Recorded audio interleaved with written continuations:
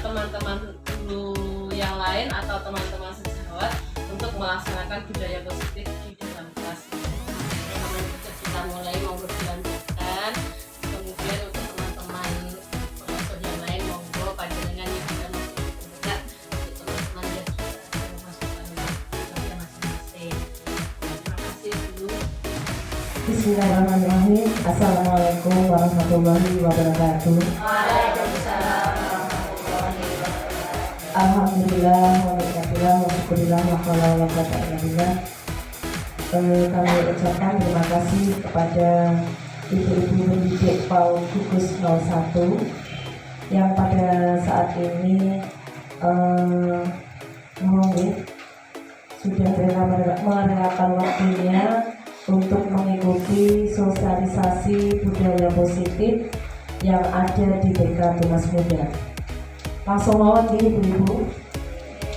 Di sini saya sebagai calon guru penggerak angkatan 7 Kabupaten Pacitan akan menyampaikan sosialisasi budaya positif. Nah, ibu-ibu sudah dalam pikirannya sudah ada gambaran bahwa budaya positif yang dilaksanakan di sekolah kita itu apa saja. Ya. Di sini ada pertanyaan pemantik, setuju atau tidak setuju? Hukuman dapat mendisiplinkan anak. Setuju atau tidak ibu? Tidak setuju. Oke. Karena apa alasannya tidak setuju?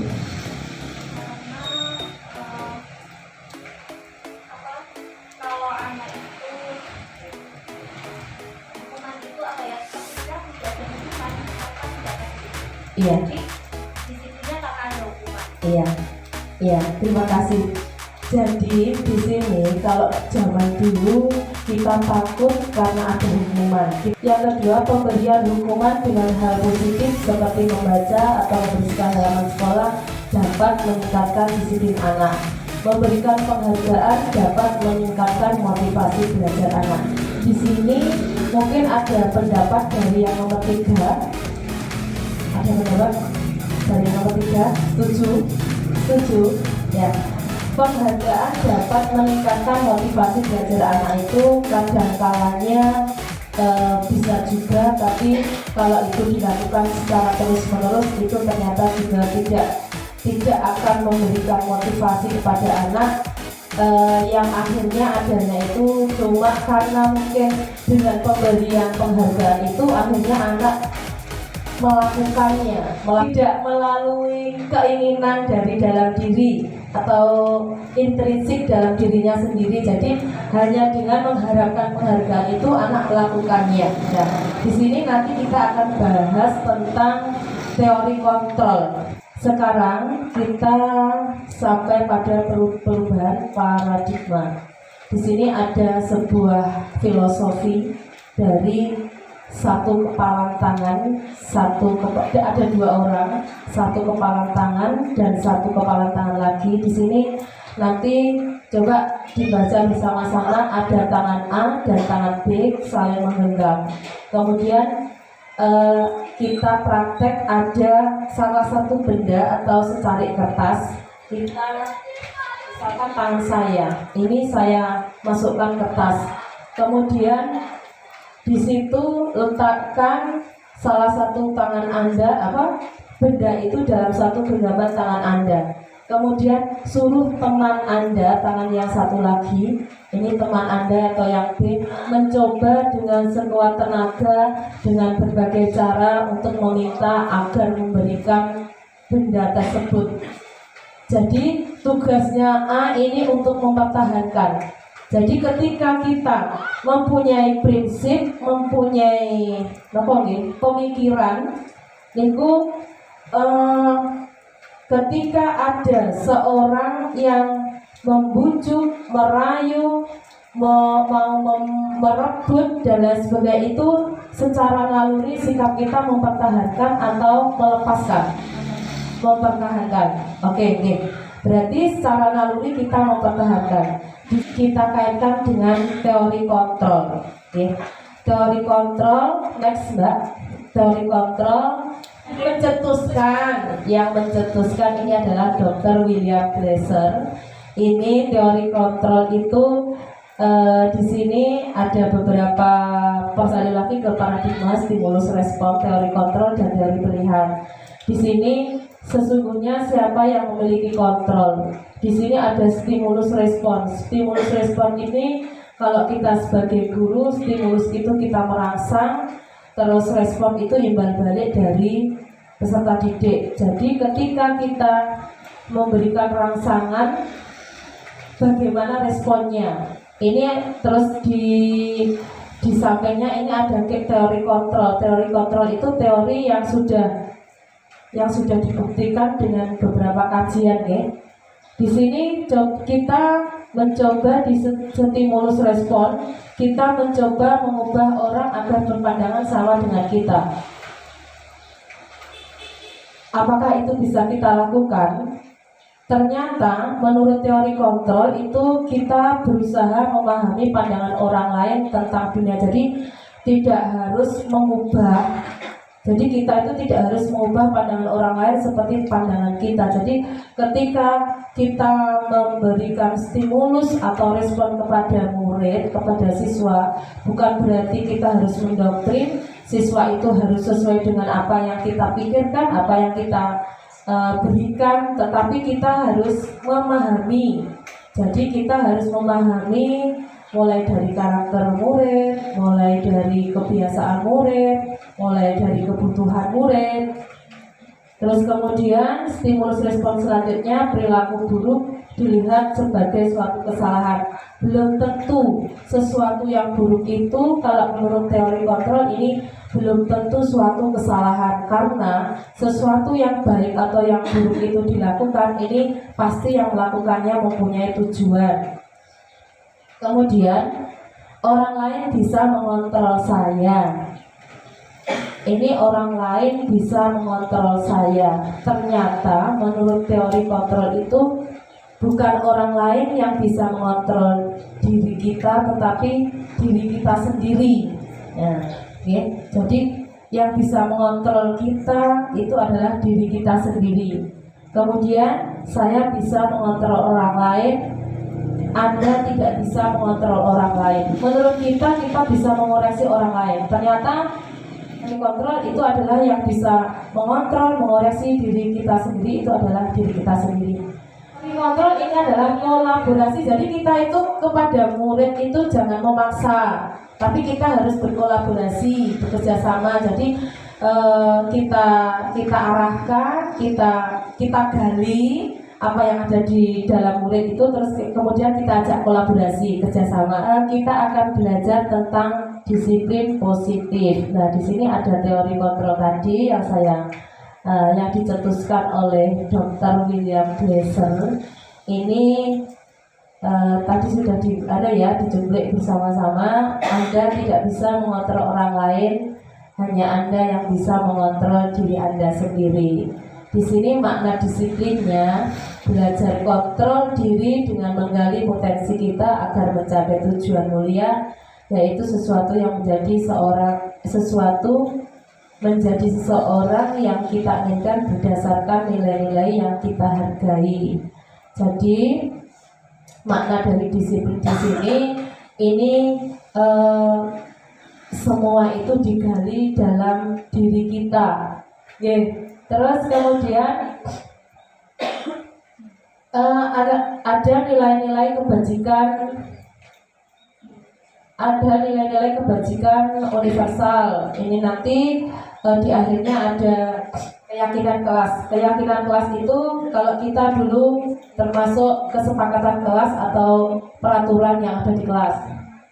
Kemudian model berpikir menang, kolaborasi, konsensus, menciptakan pilihan-pilihan baru. Di sini ada 5 posisi kontrol. Jadi di situ ada penghukum, pembuat rasa bersalah, teman, pemantau, dan manajer. Dan selama ini kita sebagai guru itu posisi kontrol mana yang kita pakai? Apakah penghukum? Apakah ketika ada siswa yang salah terus kita selalu memberikan hukuman? atau pembuat rasa bersalah. Kalau pembuat rasa bersalah itu kita mendekati anak dengan dari hati ke hati. Jadi ketika anak salah, kita tidak melakukan kamu itu salah, tidak, tapi kita dekati dengan bahasa yang bisa dicerna anak agar dia itu merasa kroso lek salah, merasa bersalah. Kemudian sebagai teman ini lebih apa ya, lebih damai. Jadi ibaratnya kita sama teman sendiri kayak gitu, kita curhat, kita tidak ada kekerasan lah. Maka sebagai pemantau itu berarti kita mengawasi. Pada saat kita mengawasi itu kita juga bertanggung jawab atas perilaku yang diawasi. Betul ya? Kemudian yang terakhir ini adalah sebagai manajer. Sebagai manajer ini mungkin pada saat ini adalah posisi kontrol yang sangat ideal. Posisi kontrol yang sangat ideal. Di sini sebagai manajer ini guru berbuat sesuatu bersama dengan murid, mempersilahkan murid untuk mempertanggungjawabkan perilakunya masing-masing. Dan ini sangat bagus untuk kita lakukan selama kita melaksanakan pembelajaran kepada anak-anak. Kemudian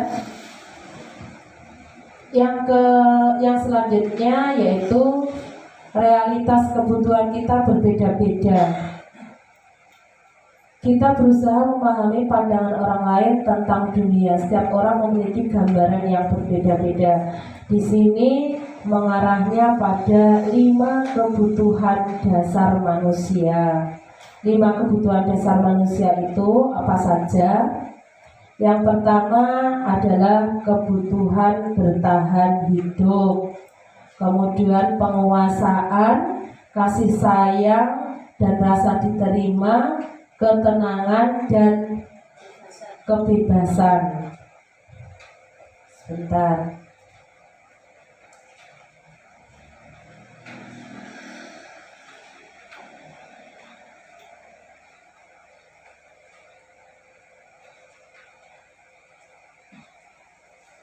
Lima kebutuhan dasar manusia ini ada bertahan hidup, kebutuhan yang bersifat fisiologis untuk bertahan hidup, misalnya kesehatan, makanan, dan lain sebagainya. Kemudian penguasaan ini kebutuhan atas pengakuan atau kemampuan. Jadi di sini manusia itu ternyata juga membutuhkan pengakuan dari orang lain. Kebutuhan ini berhubungan dengan kekuatan untuk mencapai sesuatu, menjadi kompeten, menjadi terampil, diakui atas prestasi dan keterampilan. Kemudian kasih sayang dan rasa diterima. Di sini secara psikologis kebutuhan ini setiap manusia itu butuh untuk disayangi, butuh untuk diterima. Meliputi kebutuhan yang berhubungan dengan koneksi sosial, saling bisa diterima di antara teman, itu. Terus kemudian kesenangan, kebutuhan akan merasa senang. Jadi di sini untuk anak-anak ini bermain, contohnya bermain, tertawa-tawa, terus pokoknya bermain dengan teman-temannya. Ini termasuk kebutuhan kesenangan. Kemudian yang terakhir adalah kebutuhan kebebasan, kebutuhan akan pilihan. Jadi kebutuhan kebebasan ini arahnya nanti ke kemandirian, otonomi, memiliki pilihan dan mampu mengendalikan arah hidupnya. Kemudian di sini kita akan memaknai apakah makna disiplin. Disiplin itu berasal dari bahasa Latin disiplina yang artinya belajar. Kalau kita kaitkan dengan dengan pemahaman saya sebelum mengetahui ini disiplin itu pokoknya kita taat, kita kita patuh, itu namanya disiplin ya. Ternyata disiplin itu artinya adalah belajar, ya, belajar. Kemudian disiplin diri membuat orang menggali potensinya menuju sebuah tujuan apa yang dia hargai. Namun dalam budaya kita makna kata disiplin telah berubah menjadi sesuatu yang dilakukan seseorang pada orang lain untuk mendapatkan kepatuhan. Berarti prakteknya disiplin itu intinya patuh, kata nggih? Intinya patuh, terus patuh terhadap aturan. Mata. Di sini menurut Ki Hajar Dewantara menyatakan bahwa untuk mencapai kemerdekaan atau dalam konteks pendidikan kita saat ini, untuk menciptakan murid yang merdeka, syarat utamanya harus ada disiplin yang kuat. Disiplin yang dimaksud adalah disiplin diri yang memiliki motivasi internal.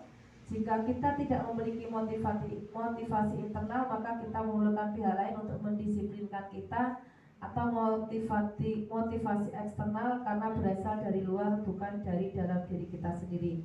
Jadi di sini ketika misalnya kita sebagai guru, kita bisa mengarahkan anak-anak untuk bersikap disiplin, mempunyai rasa disiplin pada dirinya. Jadi di sisi lain, disiplin itu bisa sebagai motivasi internal dari dalam dirinya sendiri, juga bisa sebagai motivasi eksternal dari orang lain yang yang dituangkan secara terus-menerus, dibiasakan, itu nanti akan menjadi kebiasaan atau menjadi disiplin. Next, Mbak. Kemudian nilai-nilai kebajikan universal. Nilai-nilai kebajikan adalah sifat positif manusia yang merupakan tujuan mulia yang ingin dicapai setiap individu. Nilai-nilai tersebut bersifat universal dan lintas bahasa, suatu bangsa, agama maupun latar belakang. Setiap perilaku perbuatan memiliki suatu tujuan menurut Dr. William Glasser dalam teori kontrol 1984. Dengan mengaitkan nilai kebajikan yang diyakini seseorang, maka motivasi intrinsiknya akan terbangun, sehingga menggerakkan motivasi dari dalam untuk mencapai tujuan mulia yang diinginkan. Jadi di sini motivasi intrinsik itu datangnya dari dalam diri kita sendiri. Jadi ketika tujuan mulia yang diinginkan oleh diri sendiri itu nanti akan menjadikan dasar, misalnya akan menjadikan dasar untuk tercapainya apa yang diinginkan. Jadi ketika anak-anak itu sudah merasa ini suatu panggilan hati, ini adalah panggilan hati, maka anak-anak itu akan melakukan dengan sendirinya. Dia tidak diajak, apalagi dipaksa, itu tidak, tapi dia sudah sadar akan yang akan dilakukannya. Kemudian nilai-nilai kebajikan yang ingin dicapai oleh setiap anak Indonesia kita kenal dengan profil pelajar Pancasila. Jadi dalam kurikulum Merdeka ini kita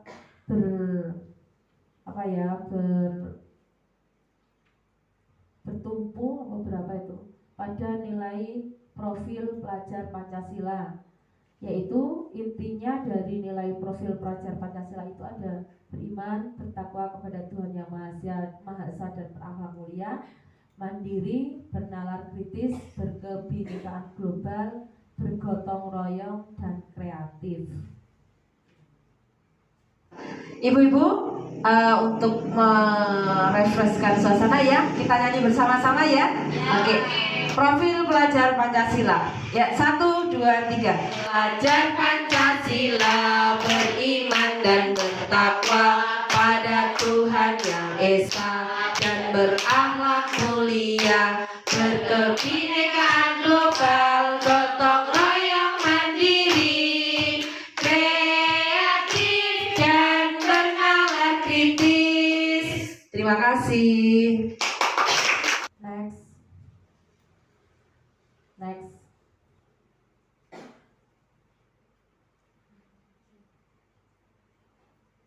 sini ada motivasi eksternal dan motivasi internal. Motivasi eksternal itu motivasi yang berasal dari luar, ini untuk menghindari ketidaknyamanan hukuman, apa yang akan terjadi apabila saya tidak melakukannya, untuk mendapatkan imbalan dari orang lain, apa yang akan saya dapatkan apabila saya melakukannya. Kemudian yang menjadi motivasi internal adalah menghargai diri sendiri. Saya akan menjadi orang yang seperti apa bila saya melakukannya. Ini adalah teori motivasi perilaku manusia yang dicetuskan oleh Diana Glosson dalam bukunya Restructuring School Discipline. Next. Soalnya berapa menit ini? 26 menit. Oh ya. Kemudian di sini menurut Ki Hajar Dewantara ada istilah merdeka sesuai dengan kurikulum kita. Kita sekarang memasuki pada kurikulum merdeka. Ternyata kurikulum merdeka itu kita dasarnya adalah filosofi dari Ki Hajar Dewantara. Merdeka itu menurut KHD artinya di situ tidak hanya terlepas dari perintah, akan tetapi juga bisa membuat perintah untuk diri sendiri. Ini memang bahasanya Ki Hajar Dewantara ini sangat filosofi sekali. Jadi apakah artinya merdeka? Kalau kita mengartikan kurikulum merdeka berarti kurikulum yang yang merdeka, yang bebas. Yang bebas, maksudnya bebas di sini adalah bebas kita itu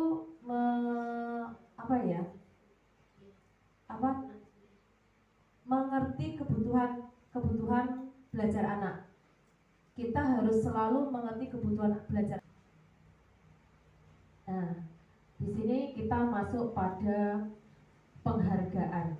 Jadi, ketika selama ini kita mengiming-imingi penghargaan kepada anak, penghargaan berupa apapun, misalnya hadiah, pujian, atau apapun, itu nanti kita apakah efek dari penghargaan yang kita berikan itu akan selalu membawa dampak yang positif bagi anak. Kita belajar bersama-sama. Di sini pengaruh jangka panjang dan jangka pendek. Penghargaan efektif jika kita menginginkan seseorang melakukan sesuatu yang kita inginkan dalam jangka waktu pendek. Jika kita menggunakan penghargaan lagi dan lagi, maka orang tersebut akan bergantung kepada penghargaan yang diberikan setelah kehilangan motivasi dari dalam diri. Jadi ketika sudah berhasil dikasih penghargaan, besok lagi mengharap penghargaan lagi, ya. Jika kita mendapatkan penghargaan untuk melakukan sesuatu yang baik, maka selain kita senantiasa berharap mendapatkan penghargaan tersebut, kita pun menjadi tidak menyadari tindakan baik yang kita lakukan. Jadi ketika kita melakukan kegiatan baik, kita selalu diberi penghargaan, besok lagi melakukan lagi dengan harapan minta penghargaan lagi. Kemudian penghargaan menghukum. Penghargaan itu ternyata juga termasuk hukuman.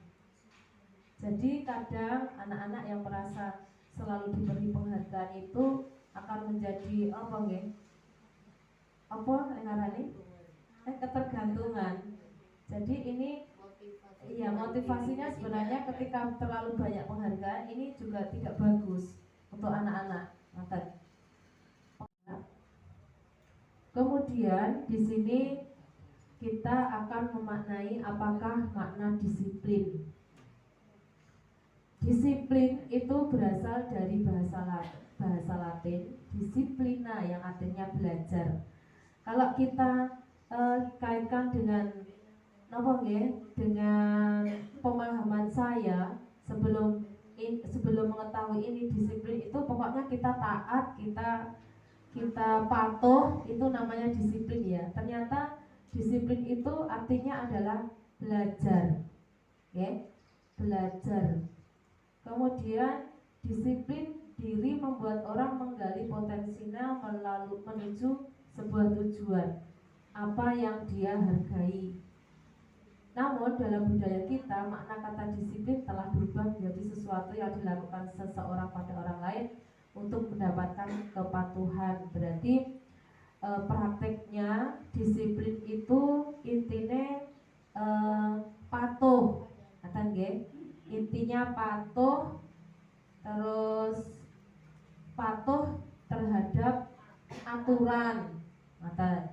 Di sini menurut Ki Hajar Dewantara menyatakan bahwa untuk mencapai kemerdekaan atau dalam konteks pendidikan kita saat ini, untuk menciptakan murid yang merdeka, syarat utamanya harus ada disiplin yang kuat.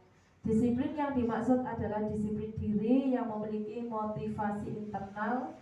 Jika kita tidak memiliki motivasi internal, maka kita memerlukan pihak lain untuk mendisiplinkan kita, atau motivasi eksternal karena berasal dari luar, bukan dari dalam diri kita sendiri.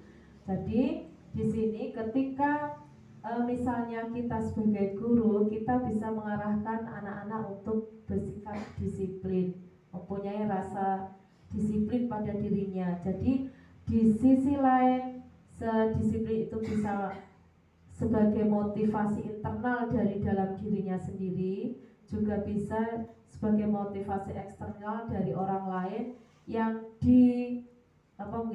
dituangkan secara terus-menerus, dibiasakan, itu nanti akan menjadi kebiasaan atau menjadi disiplin. Next, Mbak. Kemudian nilai-nilai kebajikan universal. Nilai-nilai kebajikan adalah sifat positif manusia yang merupakan tujuan mulia yang ingin dicapai setiap individu. Nilai-nilai tersebut bersifat universal dan lintas bahasa, suatu bangsa, agama, maupun latar belakang. Setiap perilaku perbuatan memiliki suatu tujuan menurut Dr. William Glasser dalam teori kontrol 1984. Dengan mengaitkan nilai kebajikan yang diyakini seseorang, maka motivasi intrinsiknya akan terbangun, sehingga menggerakkan motivasi dari dalam untuk mencapai tujuan mulia yang diinginkan. Jadi di sini motivasi intrinsik itu datangnya dari dalam diri kita sendiri.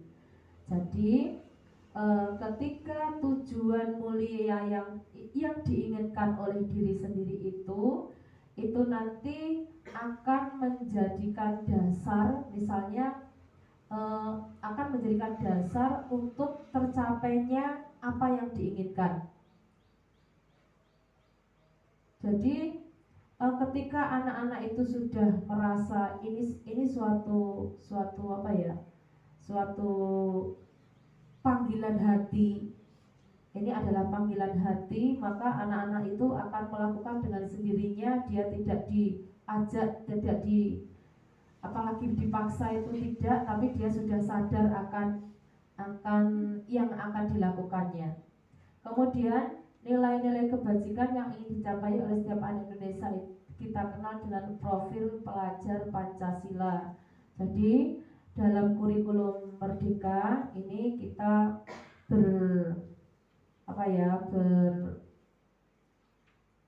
bertumpu pada nilai profil pelajar Pancasila, yaitu intinya dari nilai profil pelajar Pancasila itu ada beriman, bertakwa kepada Tuhan Yang Maha Esa dan berakhlak mulia, mandiri, bernalar kritis, berkebinekaan global, bergotong royong, dan kreatif. Ibu-ibu, untuk merefreshkan suasana ya, kita nyanyi bersama-sama ya. Oke. Profil pelajar Pancasila. Ya, 1, 2, 3. Pelajar Pancasila beriman dan bertakwa pada Tuhan Yang Esa dan berakhlak mulia, berkebinekaan global, gotong royong, mandiri, kreatif dan bernalar kritis. Terima kasih. Next. Next.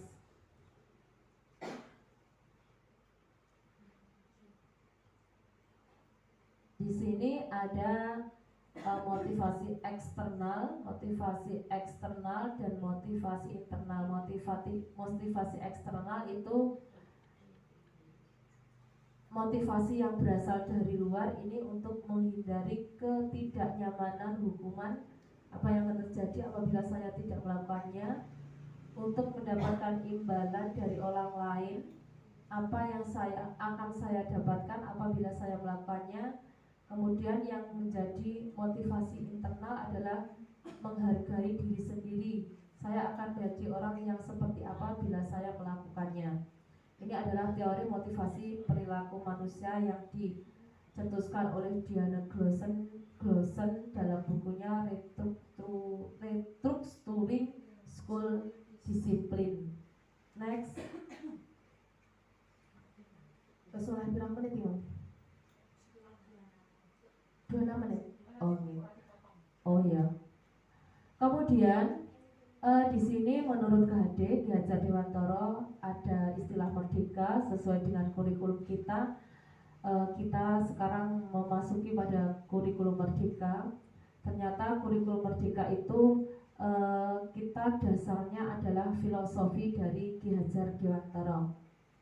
Merdeka itu menurut KHD artinya di situ tidak hanya terlepas dari perintah, akan tetapi juga bisa membuat perintah untuk diri sendiri.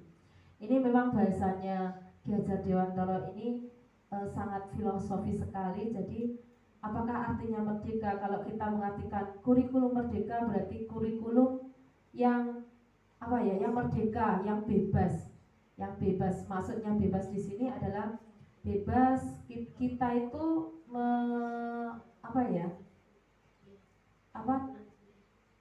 mengerti kebutuhan belajar anak. Kita harus selalu mengerti kebutuhan belajar. Nah, di sini kita masuk pada penghargaan.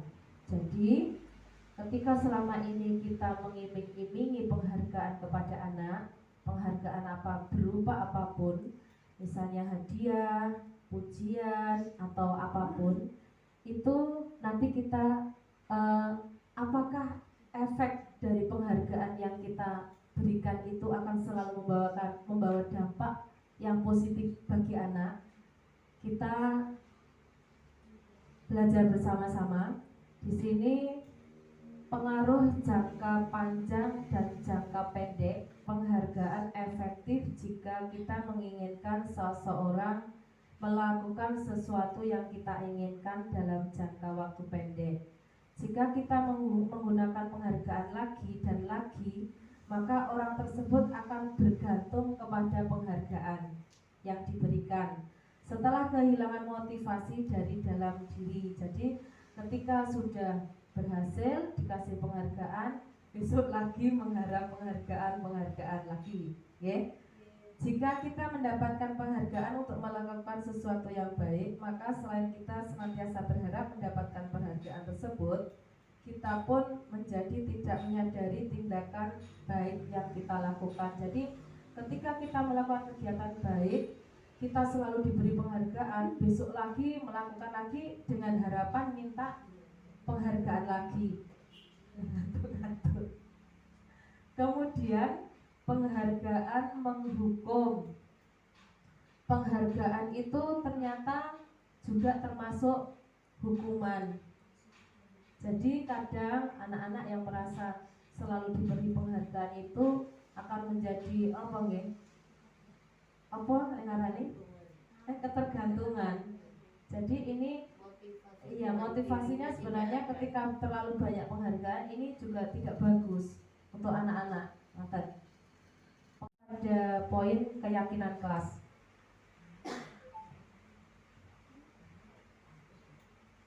Mengapa kita harus menyebutkan dengan keyakinan kelas atau kita tidak memakai kata peraturan kelas? Kalau dulu kita membuat kesepakatan kelas, ya, kesepakatan kelas. Tapi kalau bahasanya di sini yaitu keyakinan kelas. di sini keyakinan yang pertanyaan yang disebutkan di atas ini akan menjadi sebuah keyakinan. Kalau di dalam kelas itu nanti kita namakan keyakinan kelas. Kenapa kita harus melakukan 3M, menggunakan masker, mencuci tangan, dan menjaga jarak? Jawabannya bagaimana? Karena agar bisa terhindar penularan penyakit virus.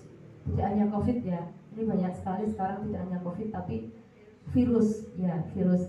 Mengapa kita memiliki peraturan harus datang tepat waktu pada saat mengikuti pelatihan atau mengikuti pelajaran? Karena mungkin ini terjadi di sekolah-sekolah ini, ketika nanti misal anak datang terlambat ini akan membuat anak tidak merasa percaya diri. Jadi ketika minder, jadi ketika anak-anak baru datang, kegiatan sudah dimulai, itu secara psikologis anak dia akan merasa minder, merasa malu pada teman-temannya. Nah, jadi di sini nanti kita membuat kesepakatan dengan anak-anak, ini anak-anak harus dilibatkan. Jadi kalau di kelas yang tinggi itu disuruh menulis apa yang keyakinan kelas yang akan disepakati nanti. Tapi kalau di TK mungkin bisa dipimpin dengan ibu guru dengan menanyakan anak-anak, kita sepakati ya kalau di dalam kelas itu kita ngapain aja harusnya. Misalnya, Bu tidak boleh mengganggu teman, kita tampung semuanya. Kita tampung, kita tulis di papan tulis, bu gurunya yang nulis, tidak boleh mengganggu temannya. Terus selesai main harus diberesi, tidak membuang sampah sembarangan. Oke. Nah, di sini nanti kata-kata tidak itu jangan dimunculkan. Jadi ketika ada tidak boleh membuang sampah sembarangan, tidaknya dihilangi. Buanglah sampah pada tempatnya. Kita harus memakai kata-kata yang tidak hindari menggunakan kata tidak dan jangan untuk anak-anak. Ya. Jadi tidak boleh datang terlambat ke sekolah. Itu bahasanya yang pas gimana? Nah, datang ke sekolah tepat waktu. Ngoten nggih? Ini pembentukan keyakinan kelas. Monggo nanti di kelasnya masing-masing kita lakukan bersama anak-anak. Anak-anak kita ajak untuk membuat kesepakatan kelas. Oke. Contohnya ada lagi, senantiasa percaya dan menghormati orang lain serta barang miliknya. Jadi tidak boleh mengambil atau menggunakan, tidak boleh mengambil barang teman gitu. Jadi tidaknya itu kita hilangkan. Jadi menghormati orang lain serta barang miliknya. Kemudian untuk mendukung motivasi intrinsik, kembali ke nilai-nilai keyakinan, lebih menggerakkan seseorang dibandingkan mengikuti serangkaian peraturan-peraturan. Jadi kita membuat kesepakatan itu berdasarkan keputusan bersama-sama. Jadi anak-anak selalu dilibatkan. Ngoten nggih. Next. Budaya positif. Jadi dalam budaya positif itu ada unsur lingkungan positif, keyakinan kelas, kemudian peraturan kelas. Ini adalah serangkaian yang harus kita jalani, apalagi kita sebagai seorang pendidik, utamanya kita sebagai seorang pendidik anak usia dini, kita harus menerapkan budaya positif itu, kita kenalkan, kita biasakan, kita lakukan sejak dini. Next. Nah, di sini ada contoh. Kalau peraturan itu di sampingnya biar kelihatan Mbak tulisannya. Selalu kembalikan buku pada tempatnya. Berarti kita arahkan anak untuk menjadi anak yang tanggung jawab. Dilarang mengganggu orang lain. Kita arahkan anak untuk selalu menghormati orang lain. hadir 15 menit sebelum pembelajaran dimulai, itu menghormati orang lain, berkomitmen, disiplin, dilarang melakukan kekerasan. Itu di situ ada keyakinan keselamatan, menghormati orang lain, dilarang menggunakan narkoba, dan masih banyak contoh-contoh yang lain. Next. Kemudian kita sekarang masuk pada kebutuhan dasar manusia.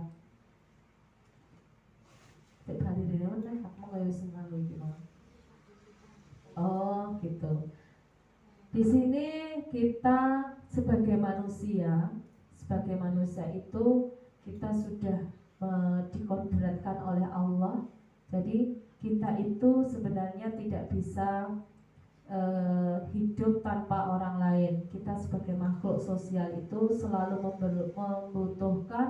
memerlukan orang lain. Jadi pada dasarnya kebutuhan dasar manusia itu dibagi menjadi 5.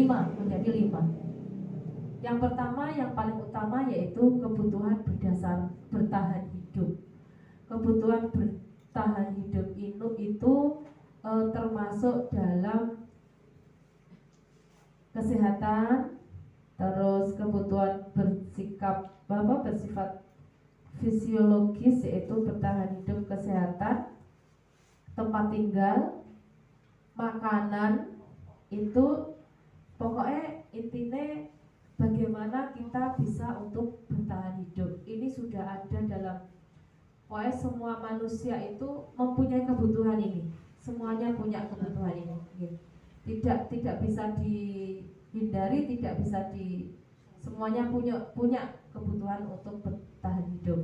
Kemudian kebutuhan bertahan hidup, kebutuhan kasih sayang dan rasa diterima. Jadi seburuk apapun kita, itu sebenarnya kita juga butuh rasa diterima, butuh kasih sayang, butuh. Jadi ibaratkan seorang anak di dalam kelas itu tidak hanya mendapatkan hukuman dan sebagainya, tapi dia juga membutuhkan kasih sayang dari teman, kasih sayang dari guru. Apabila dalam suatu kelas itu merasakan damai, tidak ada konflik, itu memang anak-anak juga senang, ya. Ini termasuk dari kebutuhan kasih sayang dan rasa diterima. Kemudian yang ketiga adalah penguasaan, kebutuhan pengakuan atas kemampuan. Jadi sebagai manusia itu kita juga butuh diakui baik dari keterampilan, dari kompetensi, dari prestasi. Kita pengen dihargai, kita pengen didengarkan. Jadi kadang orang itu juga punya karakter bermacam-macam, karakter yang berbeda-beda, tapi semuanya tetap membutuhkan pengakuan dari orang lain. Kemudian kebebasan. Jadi seperti anak di dalam kelas, di dalam sekolah itu juga membutuhkan kebebasan. Kebebasan untuk bermain, untuk bergerak, untuk mencoba-coba, untuk membaca, untuk ingin tahu. Ini kebebasan itu diperlukan oleh anak. Jadi sebagai guru kita juga harus dalam pembelajaran juga kita harus memperhatikan kebutuhan dari anak. Jadi tidak sebagai guru itu tidak mendoktrin kegiatannya ini, kamu harus selesaikan ini, itu tidak. Tapi kita harus memahami karakter anak, juga memahami kebutuhan anak. Kemudian kebutuhan atas kesenangan, kebutuhan untuk merasa senang. Siapa tuh wong sing ora pengen seneng, siapa tuh orang yang nggak pengen bahagia. Jadi ini adalah kebutuhan yang mendasar pada manusia. Jadi untuk membuat bahagia itu bagaimana manusia itu sendiri juga akan melakukan apapun caranya untuk membuat dia merasa bahagia. Next, kita kita kembali pada posisi kontrol. Posisi kontrol tadi ada penghukum, pembuat orang merasa bersalah, teman, pemantau, dan manajer. Di sini ada keterangannya. Tadi sudah di sekilas tentang 5 posisi kontrol. Ini sudah disebutkan di depan. Di sini ada motivasi, guru berbuat, guru berkata, dan hasilnya, kaitannya dengan dunia berkualitas, murid berkata, dampak pada murid. Jadi di sini ada keterangannya nggih, misalnya penghukum, ciri-cirinya apa. Terus biasanya guru yang sifatnya penghukum, terkadang kita kalau mengingat pada zaman SD dulu, itu mungkin guru-guru pada waktu itu termasuk guru penghukum ya. Ketika ada anak salah selalu dihukum, ketika ada anak gini selalu disuruh membersihkan kamar mandi, itu adalah sebuah hukuman. Ini menghardik, menunjuk-nunjuk, menyakiti, menyindir. Bahkan saya dulu pernah, kalau zamannya guru matematika yang kurang banget ngono kae, pakai oke jenenge nggih, pakai penggaris sama pakai itu mungkin itu adanya guru penghukum. Kemudian kalau tidak melakukannya awas ya, mungkin itu guru-guru pada saat dulu. Memberontak, menyalahkan orang lain, berbohong, hasilnya pripun hasilnya? Anaknya wedi apa mboten? Wedi. Wedi. Pada waktu itu sangat takut sekali nggih.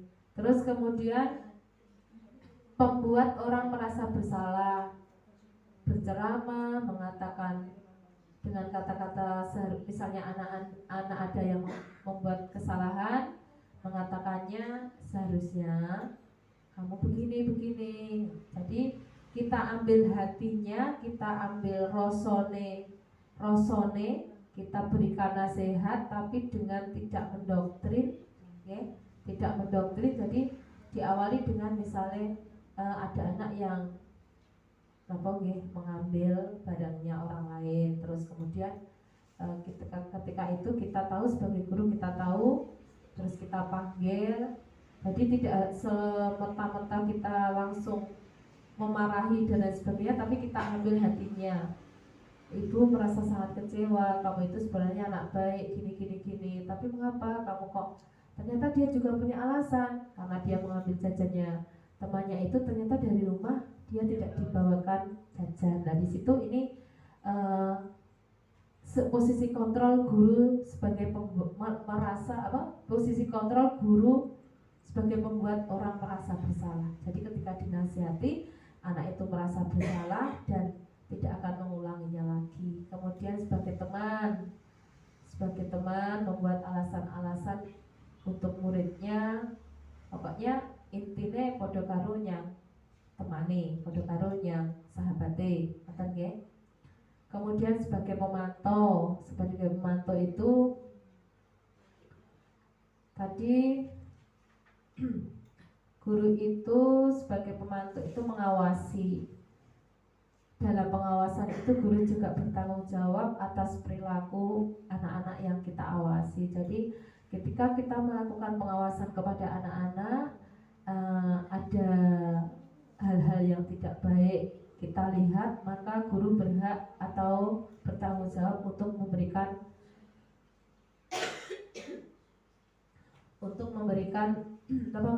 pencerahan atau nasihat kepada anak itu bahwa yang dilakukan itu adalah perbuatan yang tidak baik. Kemudian guru sebagai manajer. Sebagai manajer ini adalah tipe guru yang sangat ideal. Di sini guru sebagai manajer, ibaratnya manajer bertanggung jawab atas semuanya. Jadi baik buruknya anak itu tergantung pada manajernya. Jadi di dalam kelas, pembelajaran di dalam kelas itu nanti guru yang sebagai tupoksinya sebagai manajer itu nanti pokoknya bertanggung jawab atas semuanya anak-anak. Jadi anaknya mau dibawa kemana, terus anaknya nanti mau jadi seperti apa, itu nanti tergantung gurunya itu bagaimana cara memahami karakter-karakter anak, memahami kebutuhan belajar anak. Itu nanti semuanya dilakukan oleh tipe posisi kontrol sebagai manajer. Terus di dalam posisi kontrol sebagai manajer ini juga guru masuk sebagai teman, sebagai pemantau, sebagai pembuat orang merasa bersalah, semuanya masuk di dalam posisi manajer. Next.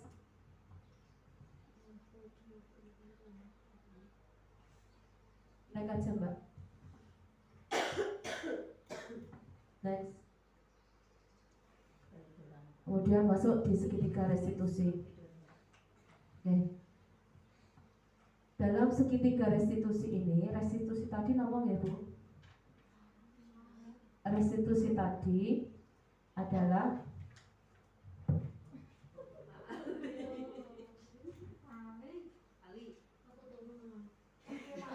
restitusi itu menciptakan kondisi bagi murid untuk memperbaiki kesalahan. Jadi mereka itu diarahkan untuk mencari solusi dari kesalahan, dari masalah yang dihadapinya. Jadi di sini tahapan dari segitiga restitusi ini ada 3. Yang pertama, menstabilkan identitas, yang di bawah itu nomor 1. Terus validasi kebutuhan, terus menanyakan keyakinan. Jadi restitusi ini sebenarnya sudah terjadi di dalam kelas kita sehari-hari. Misalnya ada anak sing rebutan bal, ada anak rebutan bola, ada yang nangis. Itu sebenarnya kejadian restitusi. Mana yang salah, mana yang benar, ini kan tidak tahu. Akhirnya mungkin dari guru ini yang pertama sifatnya nanti menstabilkan identitas dulu. Terus nanti ditanya satu-satunya, ini kenapa kamu kok nangis? Misalnya, nah itu Bu, bola saya enak-enak main diambil, diserobot. Terus nanti yang pihaknya satu juga ditanya, punya alasan sendiri-sendiri. Nah, ini namanya menstabilkan identitas. Kemudian validasi tindakan yang salah, ditenani, ditanyakan secara benar-benar sebagai guru. Akhirnya nanti disimpulkan kan, ketika siapa tadi yang main duluan? Saya. Bolanya tadi ambilnya di mana? Di sini. Lah kamu kenapa kok tiba-tiba? Nah kemarin saya juga Bu, saya sedang main tapi sama si A misalnya, bola saya diminta. Nah akhirnya nanti diluruskan oleh gurunya. Ini masuk dalam tahapan validasi tindakan.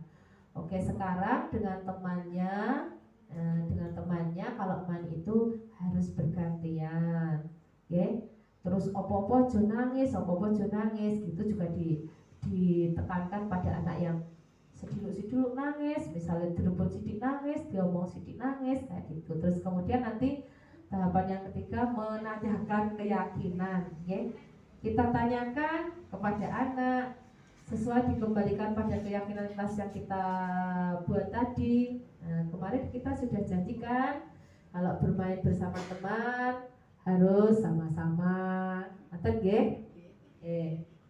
Nah, di sini ada menstabilkan identitas. Di sini anak yang merasa gagal karena berbuat salah menjadi positif terhadap dirinya sendiri. Ngerebut bolane koncone mau nika nggih. Nah, di sini guru berkata berbuat salah itu hal yang manusiawi, tidak ada manusia yang teriki untuk anak-anak. Kalau dengan bahasa anak-anak kita, anak-anak TK, bahasanya yang mudah dimengerti. Kita menggunakan bahasa yang jangan terlalu jadi bahasanya anak. Jadi kalau bermain itu sama temannya harus bagaimana, harus gantian. Secara otomatis anak nanti akan menjawab. Kemudian yang kedua, menstabilkan identitas. Next, validasi kebutuhan. Validasi kebutuhan ini membantu murid mengenali basic kebutuhan dasar yang ingin dipenuhinya ketika melakukan kesalahan. Validasi tindakan yang salah. Jadi kita dunungne apa? Kita dunungne, kita arahkan anak yang telah berbuat salah tadi, tetapi tidak apa nggih? Dia tidak merasa tersakiti dengan bahasa kita yang kita berikan kepada mereka. Nah, di sini ada contoh-contohnya.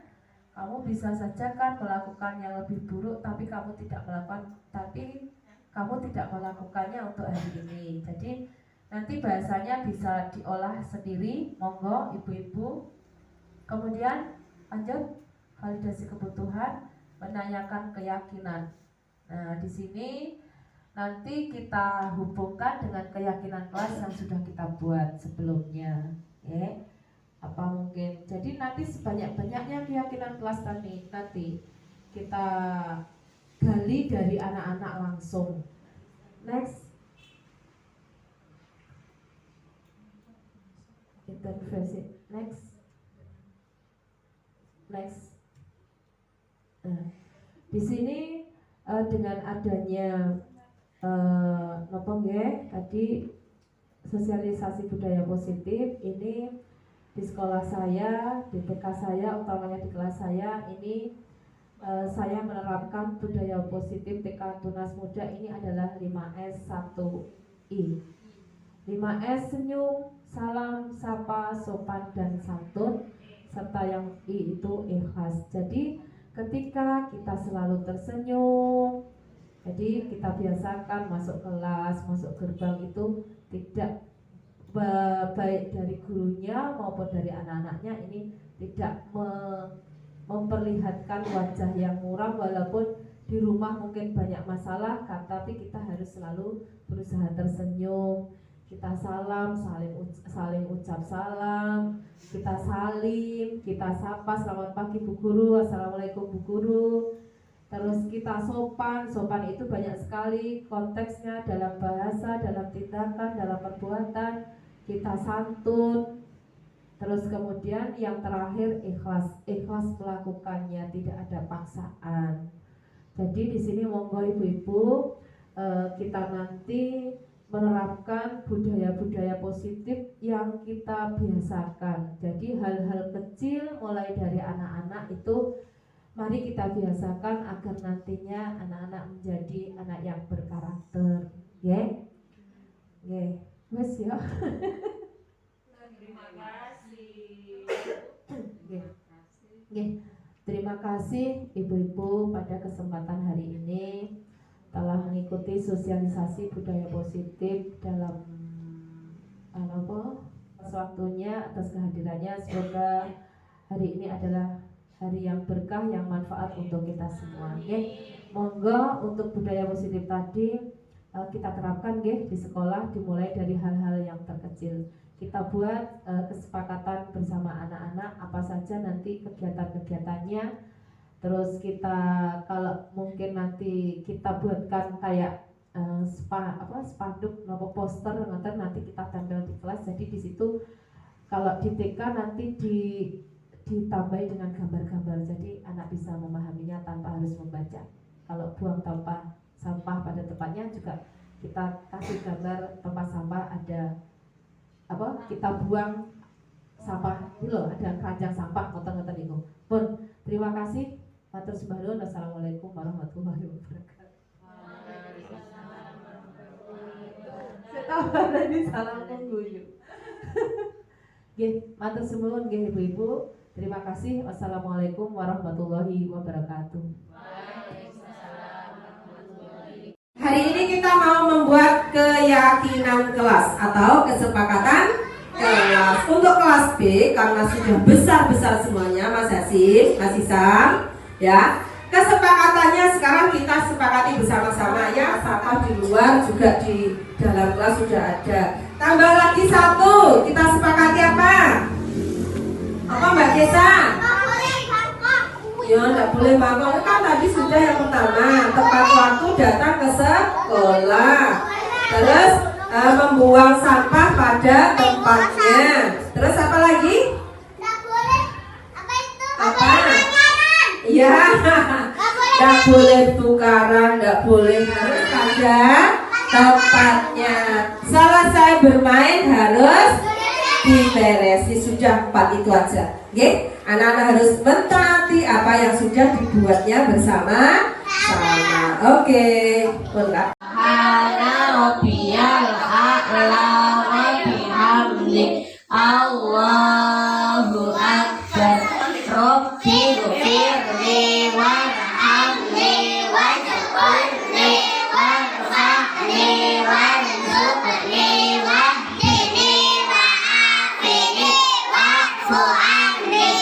Allahumma barik lana fi ilmina, Allahumma barik lana fi a'malina, Allahumma barik lana fi kulli umuri dunya wal akhirah bi rahmatika ya arhamar rahimin. Amin. Rumputnya, ya rumputnya. Pintar.